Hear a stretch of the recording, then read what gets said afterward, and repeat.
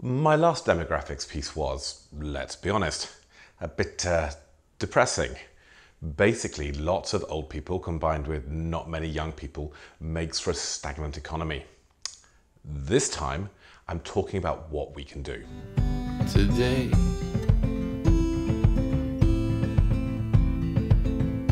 Now, the root causes of the demographic issue are twofold. We're not having enough babies and we're all living a long time. And politicians mostly have not been blind to this. The problem is that their eyes are glued firmly on the next election, which is never more than a couple of years away. So, longer term consequences? Well, let the next guy worry about them. So, let's start with babies. You know what I'm talking about. Small creatures who cry a lot. Now, many countries have, over time, subsidised children and childbirth to some extent. So in the UK, this guy recommended a system called family allowance, which paid parents a fixed sum for every child they had. It was a simple and effective way of subsidising children and childbirth. Here's the thing though. When governments found themselves under financial pressures, say because of an ageing population, handing money to mothers for children was an easy thing to cut. And if we're going to be honest, there was snobbery too. Many people believed it encouraged the poor to reproduce and, well, we can't have that. So, in the UK, family allowance, later called child benefit, has fallen and fallen in real terms. We're subsidising children less. Persuading the population to procreate is fundamentally hard. Take Singapore. Concerned with the falling birth rate, its government ran a 1987 campaign with the snappy title, "Have 3 or more children if you can afford it." In 2004, they followed this with, and I'm not joking, the Marriage and Procreation Package. In 2008, even more measures were introduced. Yet Singapore's total fertility rate, i.e. the number of babies a woman will have during her life, fell to just 1.16 in 2017, one of the lowest in the developed world. Who has cracked the secret then?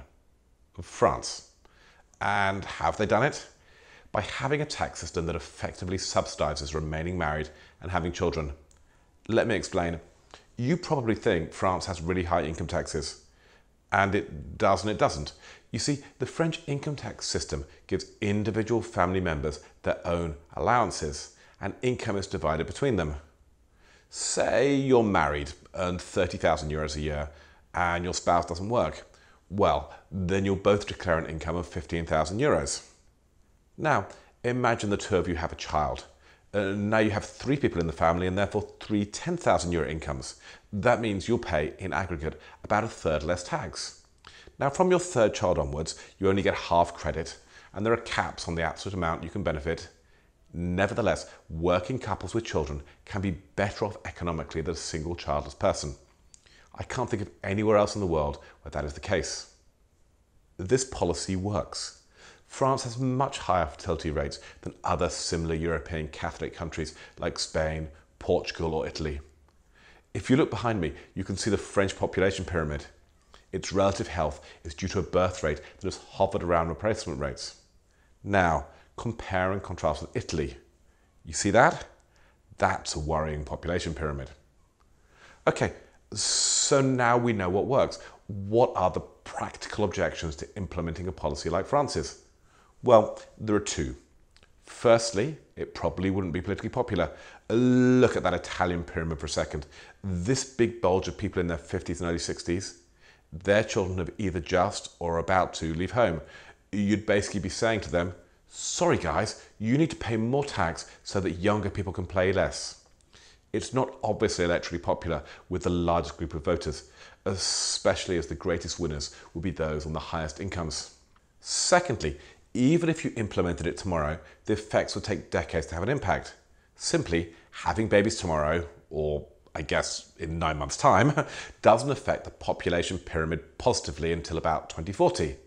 This doesn't mean Italy and Portugal and Spain and Japan and Germany, etc., etc., etc., shouldn't implement aggressively pro-natal taxation policies. They should, but it can't have an immediate positive effect. Okay, saving for our retirement. That'll solve our problems, right? And we should all save more for our retirement. But this isn't the panacea people think it is. Thought experiment time. And of course, this wouldn't be complete without our mythical country of Bob and one of my grids. So Bob has 100 inhabitants here, and they are all retired. That is, they don't produce economic output and expect to live on their savings, investments or pensions. But there's a problem. There's no economic activity for them to share. In Bob, money is worthless. There's no one manning the shop to sell you anything. You can't get anything from Amazon as no one works there to load parcels onto a van. And there's no one at the petrol station to refuel the van or indeed working to extract oil. Work, and this is something I'm going to cover in a future video, is incredibly ephemeral and fleeting. You can't bottle economic output. Oh, you can't bottle economic output unless you're in the winemaking business. Back to the real world. When we save for our retirement, we're setting ourselves up to receive some portion of future economic output. In a traditional pension, this is through having small stakes in the ownership of companies that produce things.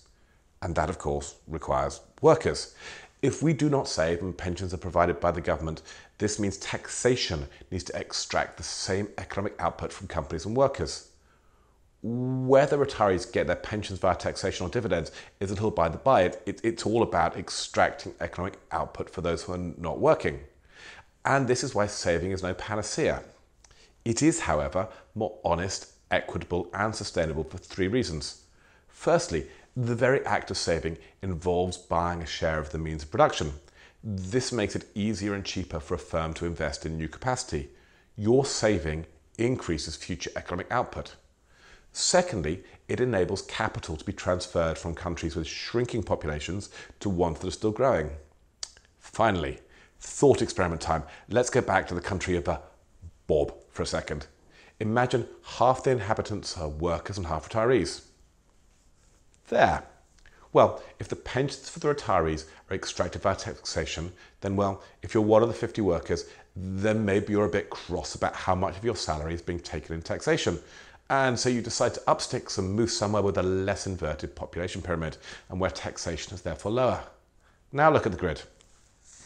There are now only 49 workers supporting 50 retirees. And so each of those workers is now paying that little bit extra. It's a vicious cycle. A worsening population pyramid increases pressures on workers, which encourages them to leave, which worsens the pyramid again. Saving is better than not saving then, but future economic output is not unlimited and it still depends on workers to produce it. The only real questions are about how it is extracted and how it is shared. What about raising the retirement age then? And here's some genuinely good news. Having us all retire later lowers the burdens on society. We produce for longer and spend less time as retirees. But while it helps, it cannot completely solve the problem. Why? 3 reasons.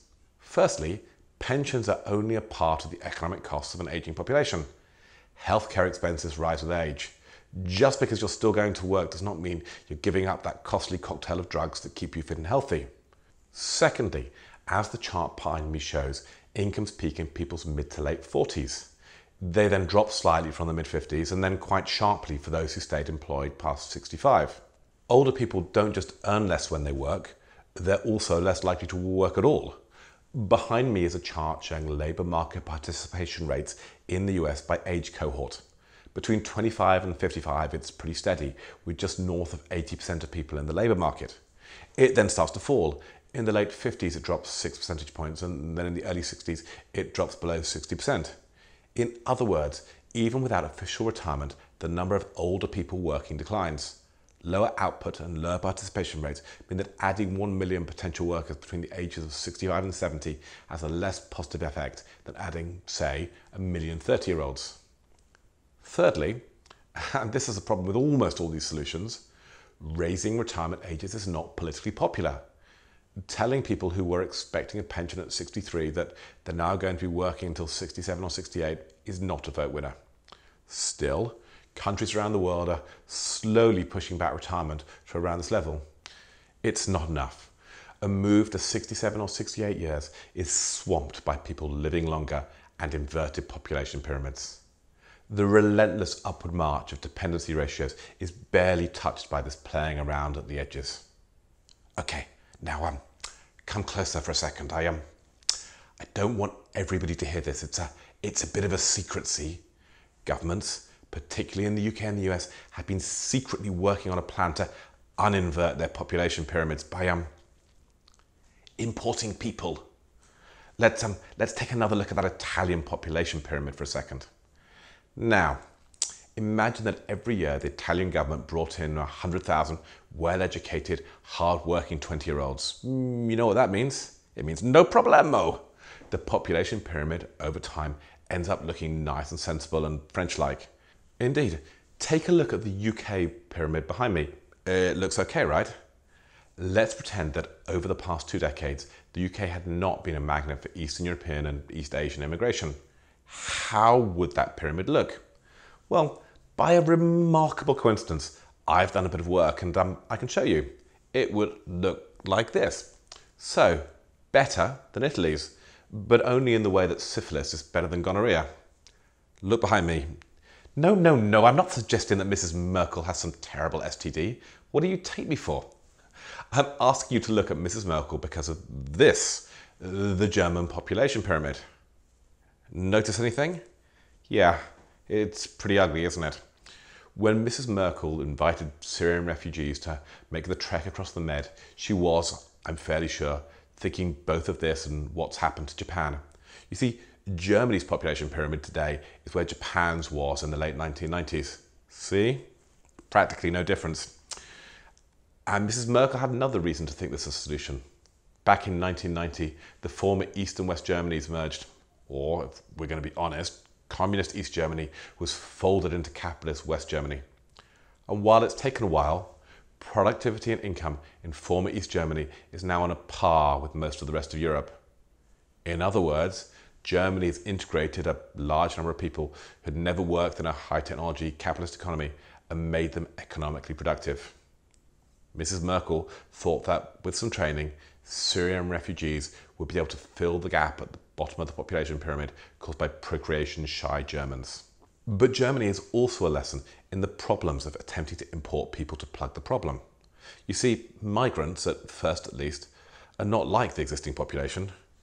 Now, I generally think that concerns about immigrant crime are overdone. A German commits a crime, no story. A Syrian in Germany commits a crime, it's a story. But what is certainly true is that large numbers of people arriving from a different culture and with a different religion cause tensions. People like to feel comfortable, and having a predictable and familiar environment is part of that.